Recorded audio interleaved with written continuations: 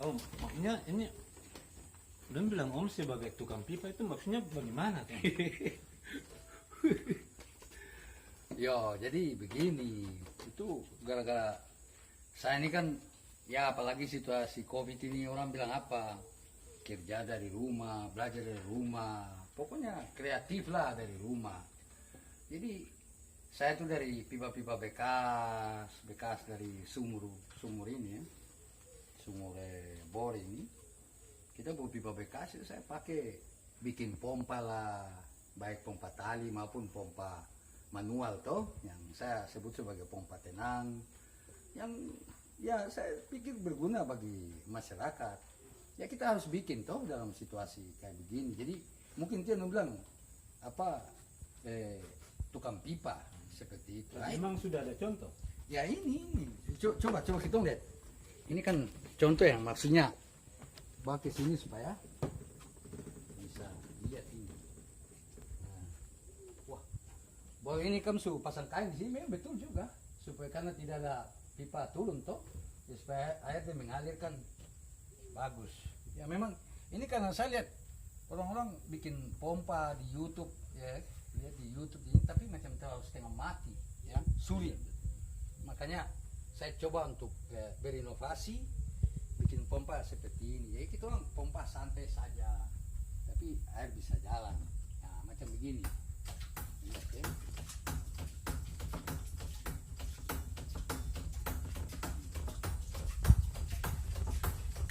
Lihat air turun. Nah, Bagus juga. coba baca, buka itu dulu, buka tali-tali supaya maksudnya orang bisa lihat barang dia tekanan bagaimana toh. Baru dari sini kita kasih turun, baru coba lihat dia punya kemampuan angkat air. Ini barang nih kalau sambung pipa terus ke atas dia naik sampai lihat bumbungan. Lihat ya, ini santai saja. Nah, Pak Adi coba bergambar di sana. Lihat toh, Mantap juga. hanya pompa santai saja. Ibu-ibu sama mama kan dapat ini juga ya itu. Jadi tidak semua harus pakai listrik. Ini namanya konservasi energi. Kita pelihara energi. Pompa yang tenang, senang. Nah, apa? Tomo coba di bawah kah supaya lihat air dia tahan kah? Bisa juga. Coba. Coba tuntes di bawah sini.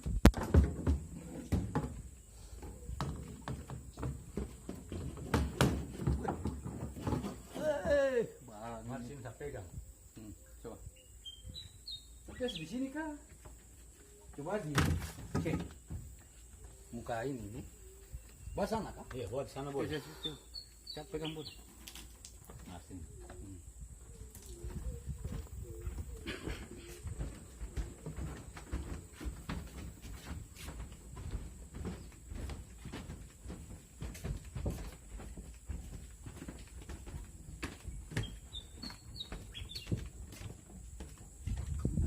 Yo, coba kasih turun di sini. Nah, coba kasih turun tapi tahan, jangan dia punya apa nih. Terus ke bawah ya. Oke. Nah, yo tahu begitu. Oke. Tahan begini.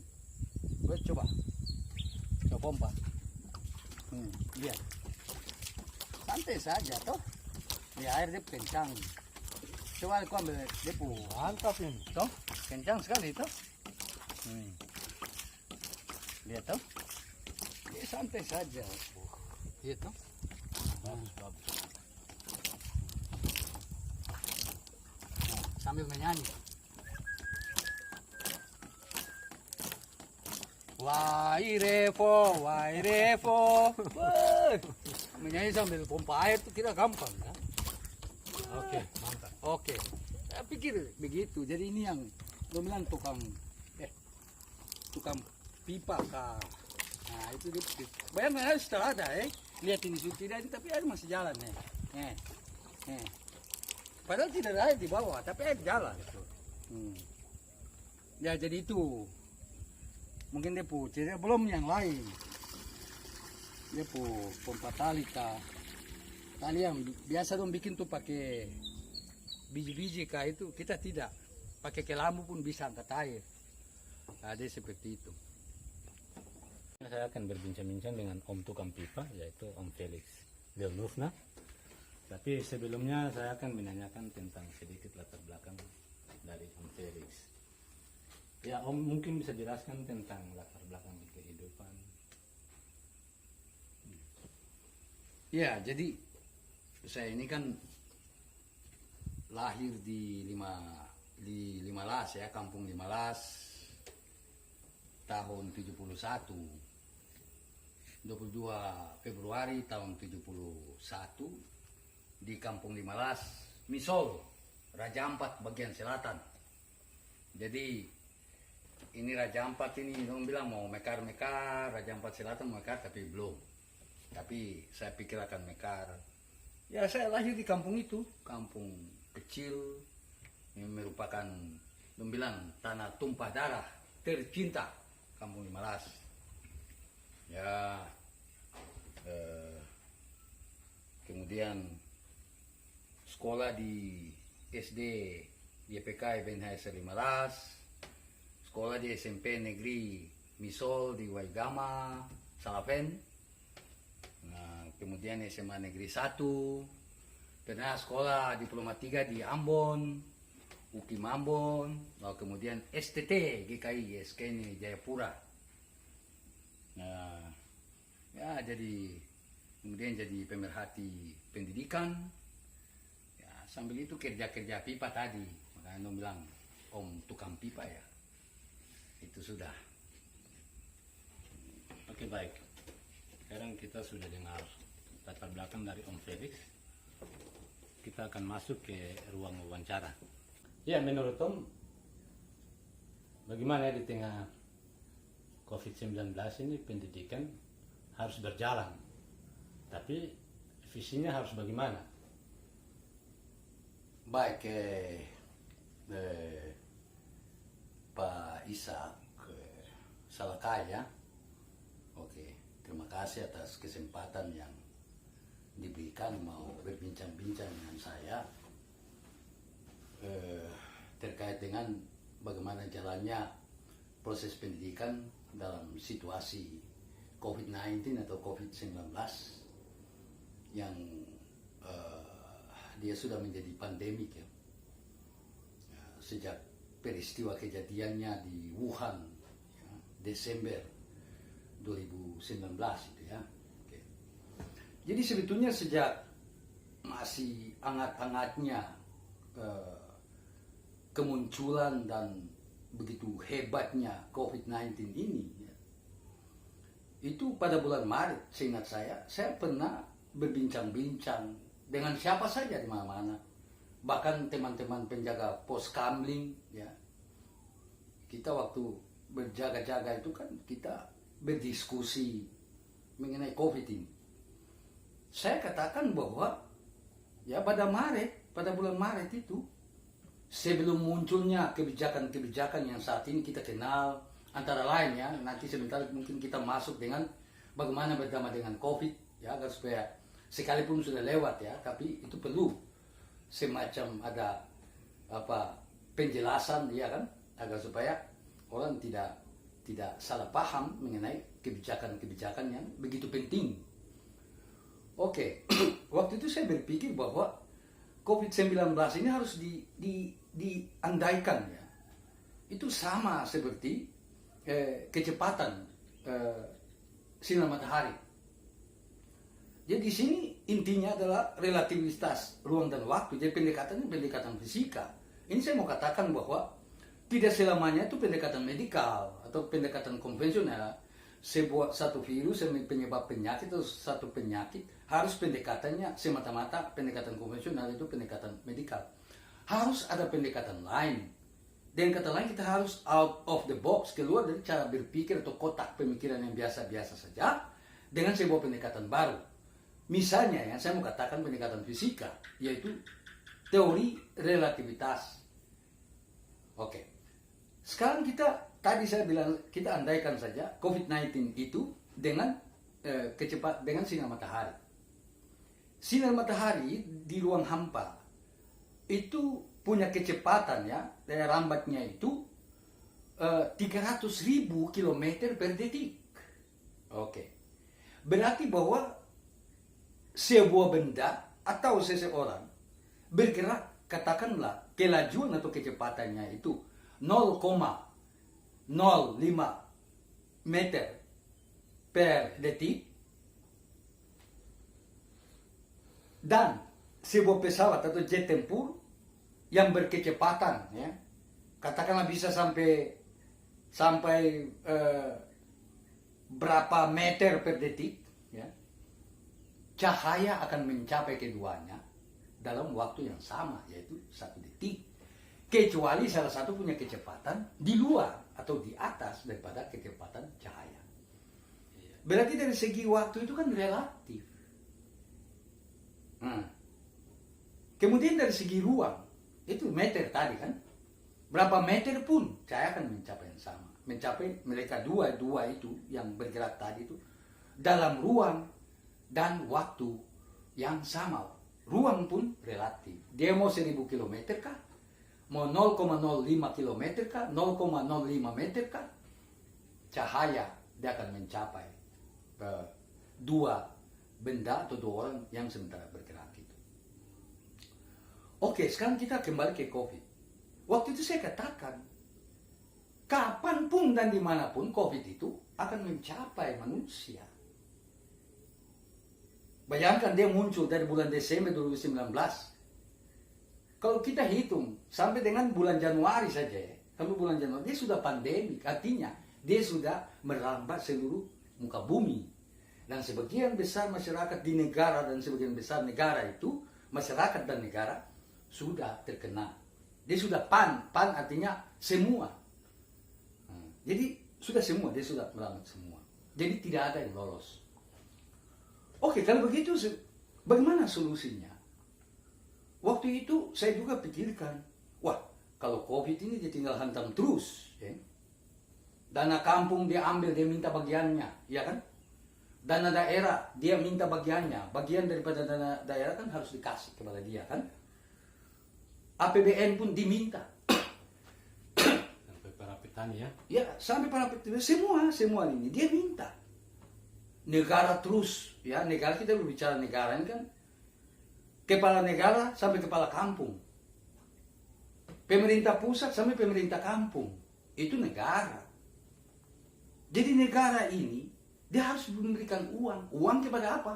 Mr. COVID-19. Karena dia berkuasa saat ini, dia minta uang.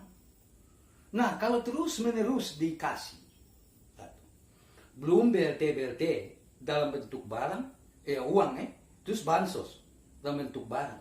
Bayangkan, sekian triliun harus habis dalam waktu yang relatif singkat.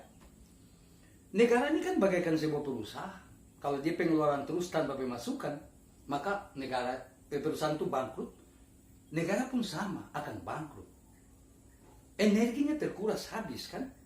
Antara lain akibat daripada COVID-19 ini. Nah, kalau begitu bagaimana solusinya?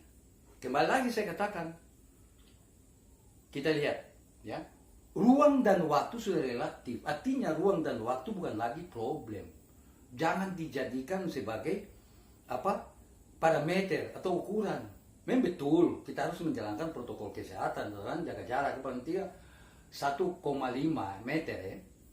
Duduk jaga jarak seperti itu. Terus kita harus gunakan masker. Masker ini kan jarak juga, kan selembar kain, toh, dengan kehalusan tapisannya itu kan membuat ini supaya orang ludah atau bersin itu kan udara yang membuat itu kan tidak sampai ke kita punya sistem pernapasan. Ya, benar. Jadi jarak memang harus dijaga. Nah sekarang waktu itu saya berpikir orang bisa hidup di dalam laut kok, iya kan? Bayangkan orang kalau saat ini kita ikut perkembangan, ada kapal selam yang bisa puluhan tahun di dalam air. Sekarang pertanyaannya, ketebalan dinding kapal itu dengan air yang di luar, air laut yang di luar itu berapa sih jaraknya? Kalau kita hitung itu berarti kita tahu jarak antara air yang di luar itu dengan kita di dalam. Sekat atau dinding kapal itu kan sebagai pemisah, ya kan? Berarti jarak kita dengan air hanya sekian sentimeter. Tapi kan kita hidup orang bisa hidup di kapal selam. Begitu pula kapal-kapal putih, kapal besar itu kalau di dek paling di bawah, kita sudah ada dalam air. Jarak kita dengan air di luar palingan berapa sentimeter, berapa puluh sentimeter. Kemudian mereka para astronot di luar angkasa, mereka hanya terpisah dengan ruang hampa, toh itu hanya beberapa milimeter karena baju mereka ya mengamankan mereka itu. Nah, sehingga mereka bisa tetap hidup. Nah, waktu itu juga terpikir ya, bagaimana membuat, jadi mungkin bukan masker tapi sejenis helm ya itu dipakai agar supaya apa? Agar supaya dunia kerja, dunia industri misalnya, orang kerja industri di pabrik-pabrik kan puluhan orang, ratusan orang, ribuan orang. Bagaimana kalau mereka ini nganggur? Bukan main beban ya, beban negara, belum menciptakan persoalan sosial, kejahatan segala macam kan? Satu-satunya jalan tuh harus pengamanan betul, agar supaya mereka, tadi saya katakan jarak bukan lagi problem, karena kapan dan dimanapun COVID dia ada, kan seperti itu, dia akan datang.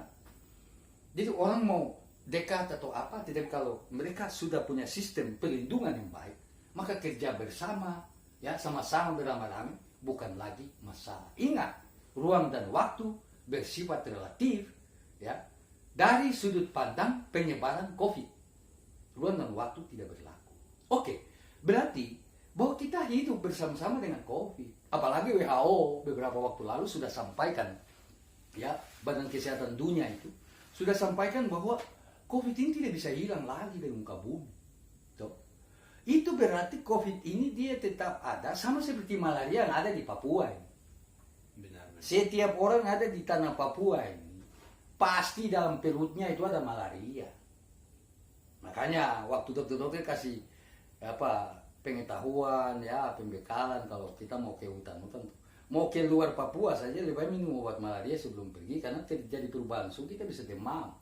Mau masuk Papua seminggu sebelumnya lebih baik minum obat malaria supaya ke Papua itu jangan sakit, karena sudah adaptasi. Jadi setiap orang di tanah Papua, baik Papua maupun Papua Barat, ada bibit malaria dalamnya. Tapi sudah menjadi hal biasa. Nah, sehingga saya pikir benar sekali ketika beberapa waktu lalu Pak Presiden Republik Indonesia, Presiden kita, Bapak Joko Widodo,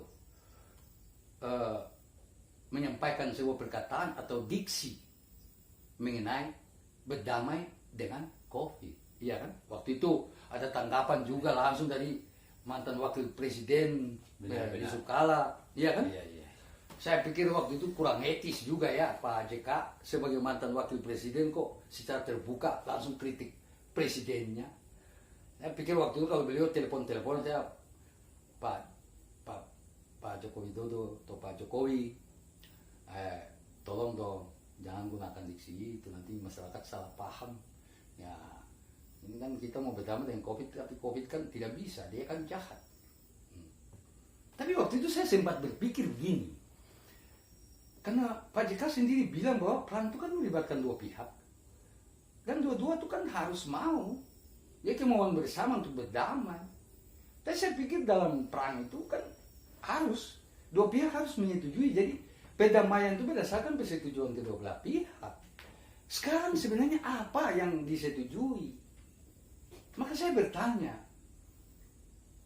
kita andaikan kalau kita berbicara berdamai dengan COVID, berarti kita membuat personifikasi COVID. Jadi COVID itu diandaikan seperti satu makhluk, seperti manusia, yang punya kepribadian, sehingga dia bisa berpikir, dia bisa menawarkan opsi perdamaian. Katakanlah, dia bilang begini, hei manusia, masyarakat Indonesia, begini kita bisa berdamai apabila kamu terima syarat dari saya, yaitu apa? Kamu harus mencuci tangan tiap kali. Setelah kerja atau dari mana-mana cuci tangan. Mandi bersih. Kalau dengan orang ini pakai masker. Terus jaga jarak. Nah, terus itu cek-cek suhu badan. Kalau rasa macam sudah ini ada sakit-sakit, ya sudah karantina diri sendiri. Katakanlah bahwa itu tawaran dari COVID. Manusia kamu terima tidak? Ya, terima. Kalau terima berarti kan Anda sepakat, setuju dengan COVID. Berarti Anda berdamai dengan COVID. Kan begitu. Benar. Berarti berdamai dengan COVID tidak salah, diksi itu digunakan. Narasinya seperti tadi yang saya sampaikan. Sekarang kita kembali ke cara berpikir ya. Ini kita mulai masuk sampai ke bagaimana sekolah ini berjalan. Bisakah tidak? Boleh ataukah tidak boleh? Ya. Pertanyaan ini bukan hanya menyangkut masalah medikal atau masalah kesehatan belaka atau akibat-akibat yang lain. Tetapi ini juga persoalan baik atau tidak baik. Berarti sudah menyangkut soal-soal etis, ya, etik. Baik atau tidak baik, pantas atau tidak pantas, bolehkah tidak boleh COVID ini, dalam situasi COVID ini, sekolah atau proses pendidikan bisa berjalan. Ya, mungkin saya minta menjelaskan sedikit tentang bagaimana jalannya pendidikan di tengah COVID seperti ini, dan di mana sistem pendidikan sementara kita masih perlu mencari caranya gimana pendidikan bisa berlangsung di tengah COVID ini.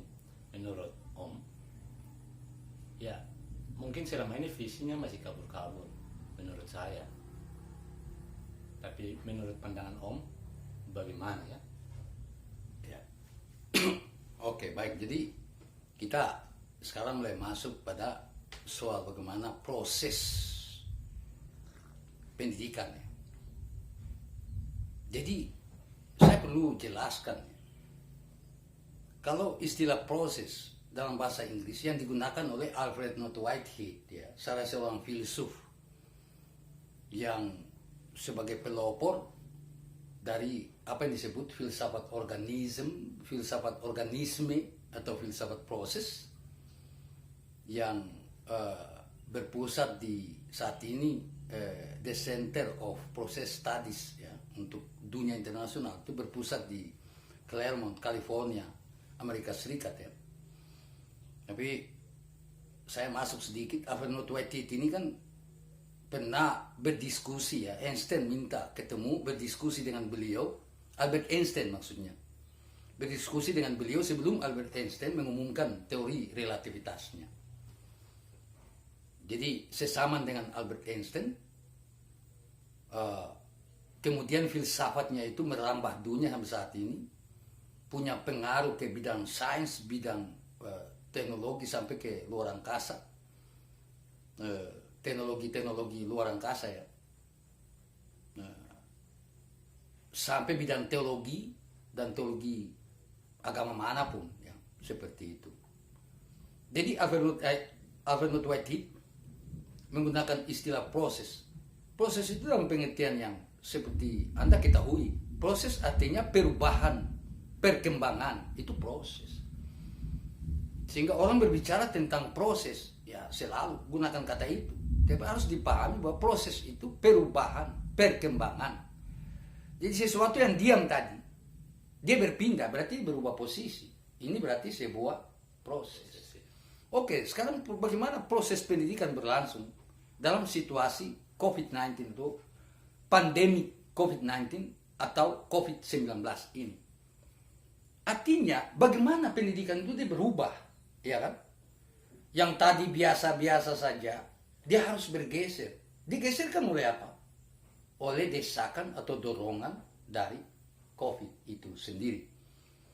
Dan kata lain harus ada perubahan paradigma. Paradigma lama, regulasi yang lama harus diperbaharui.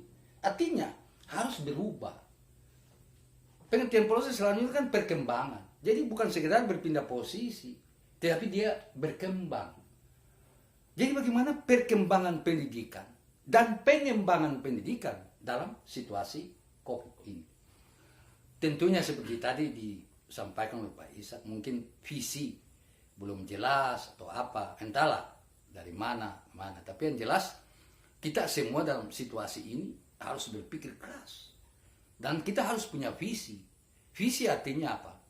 Terawang, menerawang, penglihatan ke depan, melihat sesuatu ke depan, oh ini dia begini, berarti apa yang harus saya lakukan, itu yang disebut misi. Yang setelah visi, misi. Misi berarti implementasi atau konkretisasi diri daripada visi itu. Berarti visi dan misi. Visi dan misi menyangkut perubahan. Perubahan artinya perpindahan atau perkembangan pendidikan. Oke, baik. Kita berbicara pendidikan dasar, mulai dari PAUD sampai dengan pendidikan tinggi. Bagaimana semua bisa berlangsung? Ya, beberapa waktu lalu bukan kontroversi ya, tapi memang ada silang pendapat ya antara mereka pengambil kebijakan sampai pada menteri pendidikan dan masyarakat, orang tua, wali daripada siswa ataupun mahasiswa. Ya. Bagaimana anak sekolah bisa datang ke sekolah atau datang ke kampus? Keamanan, kesehatan mereka itu bisa terjamin, iya kan? Oke. Saya mau mengajak kita semua untuk kita berpikir dari sisi fakta umum. Berpikir mengenai fakta umum. Yang seumum-umumnya dan yang sebenar-benarnya. Ini fakta. Ini bukan realitas dalam pikiran. Tapi realitas konkret, aktual. Yaitu begini. Setiap manusia atau setiap orang, bahkan setiap makhluk hidup ya, yang pernah lahir di muka bumi pasti akan mati, ya kan? Ada seorang filsuf, saya lupa namanya, dia katakan bahwa konsekuensi ya, setiap orang lahir itu kayak dia terdampar ya, dia lahir pasti menuju kematian. Ini paling gawat ini. Oke, sekarang kita menggunakan hukum berpikir MD, KDM itu. Jadi si A, setiap manusia pasti mati. Si A adalah manusia, maka si A pasti mati. Titik. Ya kan begitu. Oke. Apakah dengan mengetahui bahwa setiap manusia atau setiap orang yang lahir ke muka bumi pasti akan mati, maka pendidikan berhenti? Ya kan? Selanjutnya, terlepas dari COVID, kita Indonesia ada 34 provinsi dengan sekian ratus kabupaten. Hitunglah rata-rata kematian di Indonesia ini, satu kabupaten atau satu kota madya meninggal satu orang. Pada satu kabupaten atau satu kota madya meninggal satu orang setiap hari. Berarti ada 300-an atau 400-an ya kabupaten, kota atau berapa ratus itu. Setiap hari kematian di Indonesia ini kurang lebih 500.000. Iya kan? Apakah dengan fakta itu maka pendidikan tidak boleh berlangsung? Kita sudah mengetahui semuanya, tapi pendidikan kan harus berlangsung. Ada banyak virus dan ada banyak penyakit yang merupakan penyebab atau paling tidak sebagai sesuatu yang mempercepat proses kematian. Tetapi dengan menyadari hal itu, pendidikan pun tetap berlangsung, ya kan? Oke, sekarang kita masuk pada fakta yang lain. Kalau kita jalan-jalan ke mall-mall atau kita jalan-jalan ke pasar tradisional, kita melihat bagaimana kerumunan orang. Kalau di mall-mall itu kan semua ya seperti di kota Sorong. Ini kan ada disiapkan itu air di galon atau di tangki ya. Air kemudian sabun. Jadi setiap orang mau kunjungi, mau masuk ke dalam itu harus cuci tangan. Ini protokol kesehatan. Nah, di setiap mall bahkan kios-kios itu ditaruh. Tapi coba bayangkan di pasar. Misalnya orang pergi belanja ikan, beli ikan, apakah dia harus cuci tangan dulu kalau dia beli ikan? Tidak, itu sulit dikontrol. Tapi Anda bisa menghitung dalam sehari berapa ribu orang yang pergi ke pasar entah belanja atau jalan mondar-mandir saja. Ini sulit terkontrol. Tetapi ketika dicek ya kasus di kota Sorong berapa per hari. Ya ini kerumunan, kita berbicara kerumunan. Ini proses sosial berlangsung. Pertanyaannya, Kalau pasar yang tidak terkontrol begitu saja bisa, dan tingkat infeksi itu atau virus, penyebaran virus kepada orang itu dia relatif minim, bahkan dalam sehari tidak ada. Iya kan, tidak ada. Bagaimana dengan sekolah atau dunia pendidikan, kan, lembaga pendidikan? Kalau kerumunan saja yang tanpa arah, hanya sekedar belanja, berdesak-desakan saja boleh, bagaimana dengan sekolah atau dunia pendidikan? Ya menurut saya, pendidikan harus tetap berlangsung. Tetapi harus dengan protokol kesehatan yang ketat. Misalnya, sekolah kan harus, atau sekolah atau kampus harus siapkan tempat untuk cuci tangan, kan? Air untuk cuci tangan, sabun kan untuk cuci tangan. Kemudian, ketika mau masuk ruang belajar, kan harus diukur suhunya menggunakan termogan, iya kan?